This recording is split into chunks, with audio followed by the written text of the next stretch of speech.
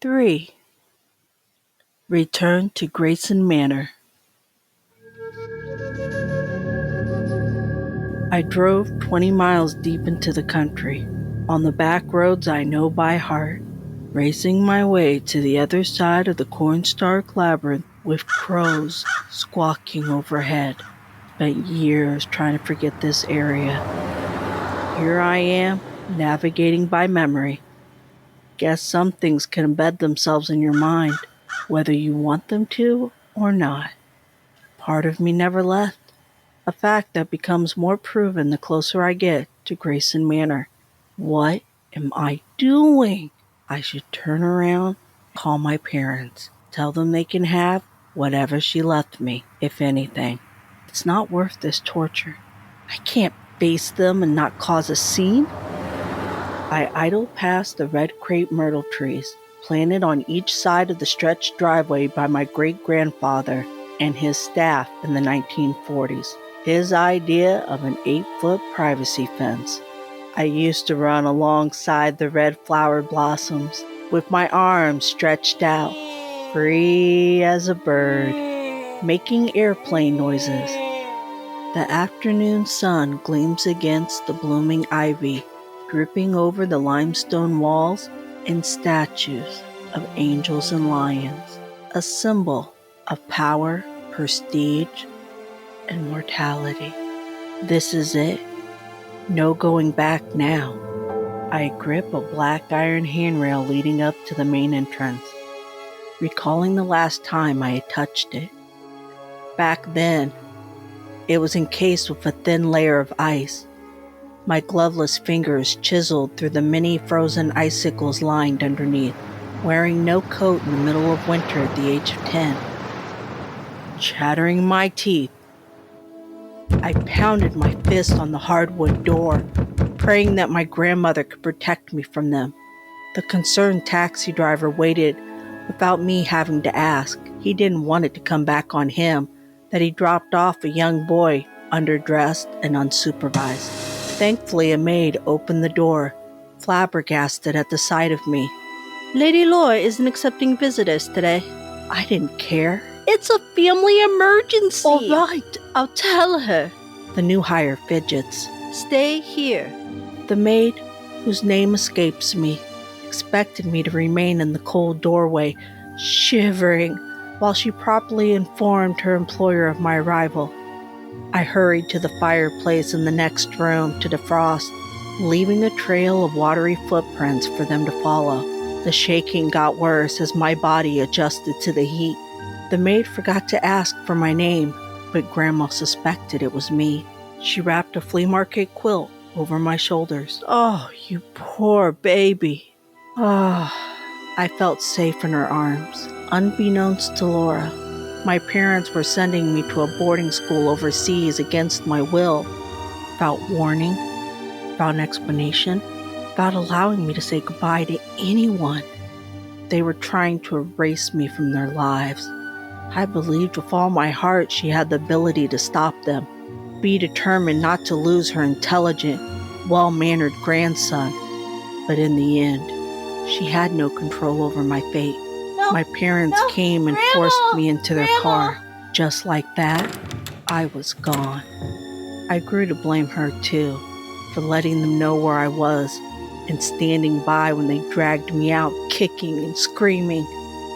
After I graduated and returned to the States, I was immediately enrolled in NYU, a 14-hour drive from the manor, and hadn't set foot back in Shelbyville until today. The doors are swung open by Haley Finn, my older, condescending half-sister.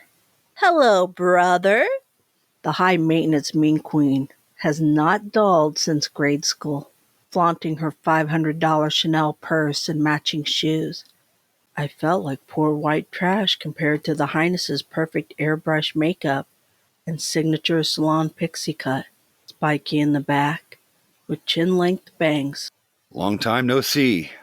"You're telling me I'm surprised anyone bothered to call you at all." Haley's bitterness is rooted in the delusion that I was the favorite growing up. In her eyes, I was sent away to exotic places, and attended the best schools while she remained trapped in a small country town. No luggage? I left everything in the car. I wasn't sure where I'd be staying. Nothing had changed. Every piece of antique furniture in its rightful place, even that flea market quilt, is still here, folded over a desk chair for when Grandma's feet got cold. The family lineage is displayed within paintings and photographs on the walls. So much history is here. I don't feel connected to it as I used to be. You're welcome to stay here if you want. All the utilities are still on. I'll be switching the bills into my name after the attorney makes it official. Your name? Grandma promised me the manor. Besides, Mom and Dad seriously hate this place. She boasts, not seeing me, her half-brother, as competition. Fine, she's right. I'm not. Stay. You look like you need to save a few bucks. You know what? I hold a few choice words back. I'm going to accept your generous offer. They're burying Grandma tomorrow. Mom wants us there early, front and center.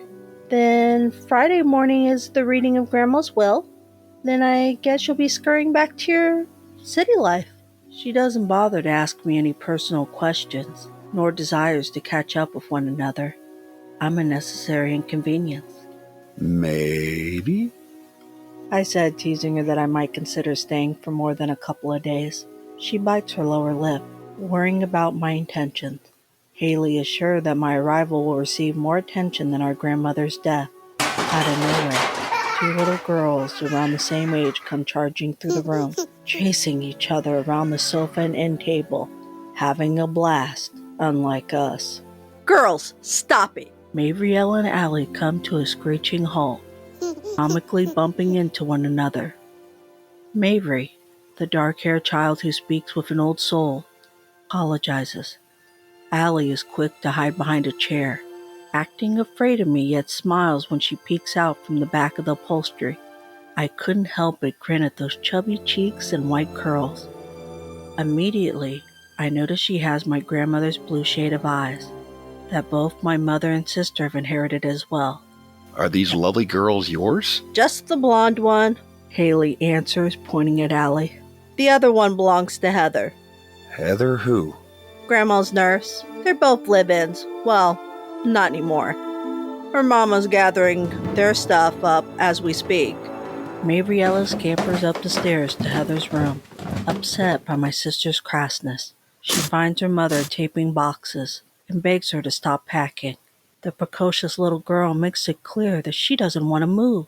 Heather plops down on the edge of the bed, taking a small break. We don't have a choice. This was never our home, baby, just a workplace. Now it's time to move on to the next job. No! Laura said this was our home, too. Heather closes her eyes, trying to find the right words to say. She wanted you to think of this place as home while she was alive. It belongs to someone else now, and they want us to leave. It's going to be okay. Mavry stomps her foot in a fit of anger. I'm not leaving. You can't make me go with you. Hey, none of that. Heather grabs her daughter's upper arms. The temper tantrum triggers the care nurse to have a PTSD flash of her abusive husband stomping his foot on their kitchen floor while screaming at her. You want to say that Heather again? lets go, trying to shake out that image of him from her mind. You're wrong. Laura wants us to stay. Mavry looks away, scrunching her nose and upper lip. Heather grabs her again for a hug. She kisses her daughter's forehead to comfort her. She did when she was here. She's gone now. Mavry eyes the dresser mirror, seeing my dead grandmother's eerie reflection, staring back at her with disappointment. As for me, I am eavesdropping on their conversation from the hallway. By accident at first, mind you. I sympathize with their unfortunate predicament, holding a strapped suitcase on one shoulder and a garment bag over the other. I didn't want to intrude on their tender moment by passing by their open door. I was trying to be polite, but now I feel rude just standing there listening to them. What do I say or do if one of them walks out? Quietly, I tiptoe backward away from their door to a random guest room, hoping things get better for them. No offense. It's nice to know someone besides me is suffering.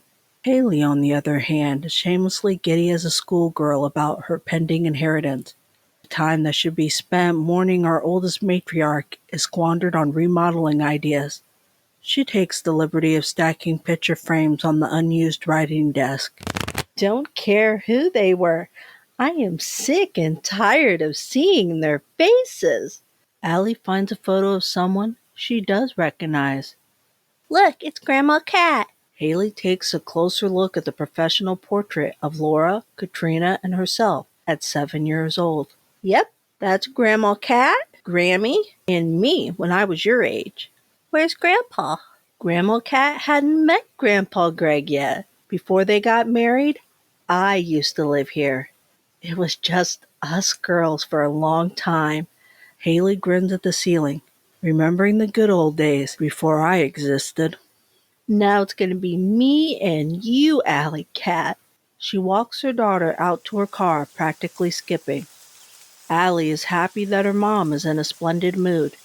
Maverick glares at them from a second-story window, resentful that they're celebrating their new fortune and don't give a damn about anyone else. There's nothing she can do to prevent the takeover. Yet all the ghosts in the manor are putting it all on her little tan shoulders.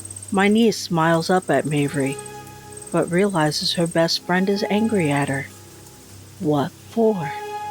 Too young to comprehend that her joy is offensive. Lines are being drawn between the haves and the have-not, regardless of the promises that were made. I toss my stuff in the dullest bedroom out of 32 that I could find. It's custom to strip them down to plain white sheets and empty the closets upon someone's death. Glad it's going to be Haley's job to deal with those traditions instead of me. I wonder if mine has been left untouched after 20 years. Or did grandmother update it for a young man, believing one day I'd return? My fear is that it's completely bare, confirming she erased me as well. It's hypocritical. I know. I did kill them off in my life story, denied their existence, and made up a car crash. We're all guilty of letting this get out of hand. I don't want to be angry with her anymore, but it's the last thing I have to hold on to. The first night is turning out to be a rough one. I can't sleep. It's too quiet. No city noises playing in the background. Go figure the annoying things you miss. Not certain if that's what it is. The mattress's firmness isn't conforming to my body. Feels like I'm laying on bean bags. It reminds me of sleeping in cheap motel rooms, imagining what other assorted secretions have penetrated to the box springs. Doesn't help my situation for my mind to wonder about those things. Toss and turn, wearing myself down until I can no longer hold a thought. Pass out. My struggle to find substantial sleep is apparent on my face the next morning, staining it with 2 dark circles. Looks like I've been sucker punched and both eyes are recovering from a broken nose. Either way, I look like shit. The red dryness that is causing my eyes to water profusely will help me fit in with the funeral crowd later on. The decision to cancel the viewing from the itinerary was made while I was driving through Columbus, Ohio yesterday. Guess they wanted to save time and not drag out this sad spectacle. Fine by me. I wasn't included in the ritual of placing a rose on the casket. If it had been up to me, I would have substituted them with her favorite flower, carnations.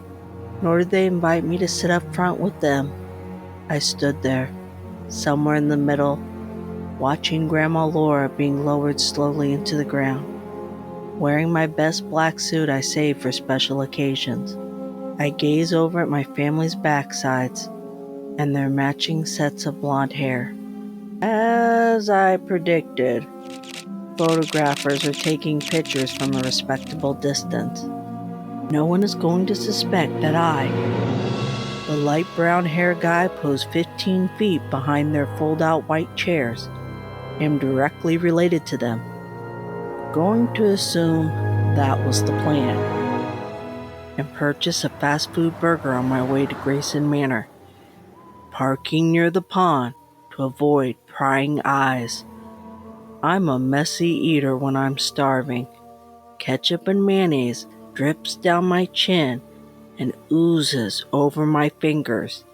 Greasy and delicious, the way I like it. I don't bother with napkins until I'm chewing the last bite.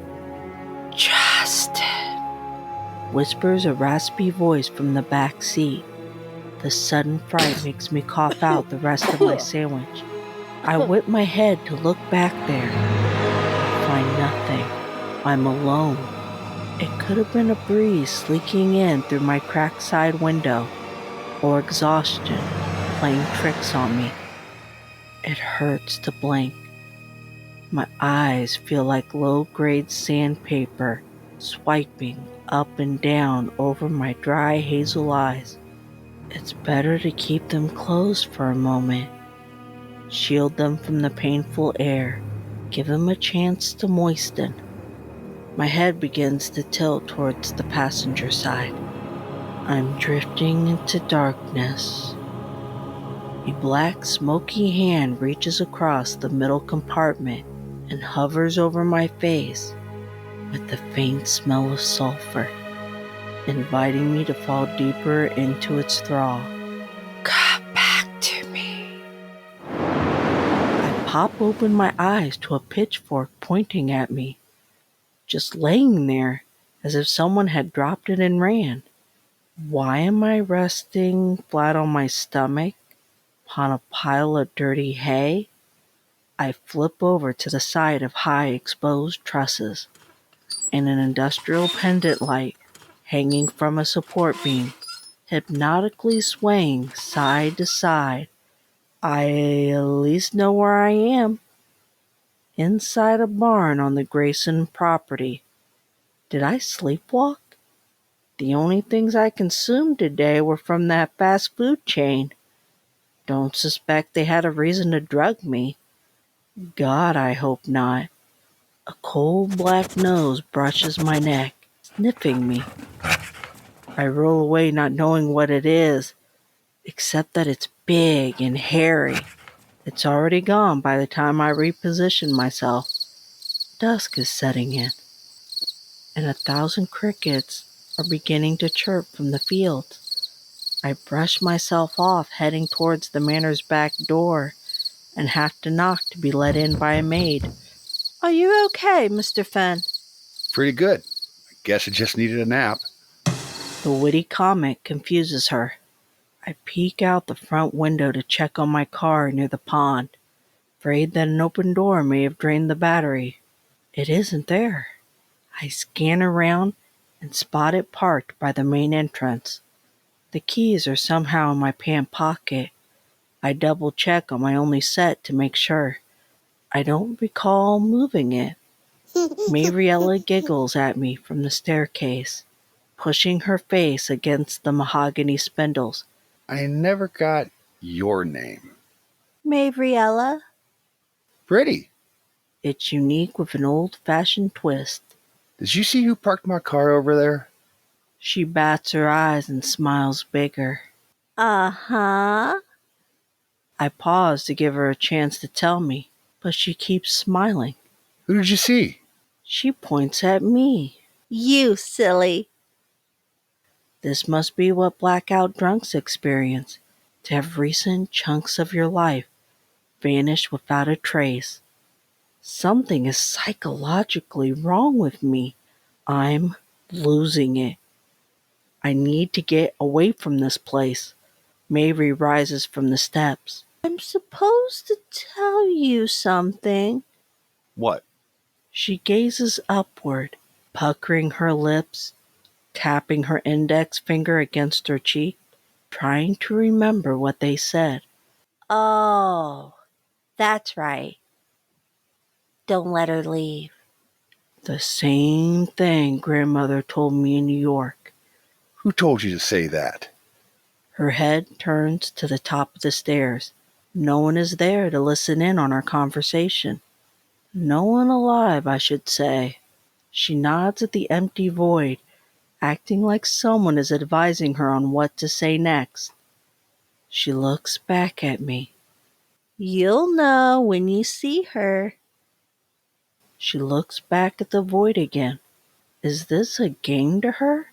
Come on, Mavry. Can't you give me a little hint? Or someone else's diabolical scheme to scare me off? Mavry shrugs and runs up to the second floor to hide. I don't bother to chase her. It would be like searching for a needle in a haystack. No pun intended as I remove a piece of straw off the back of my neck. I'm obligated to stay. One more day, then I'm gone.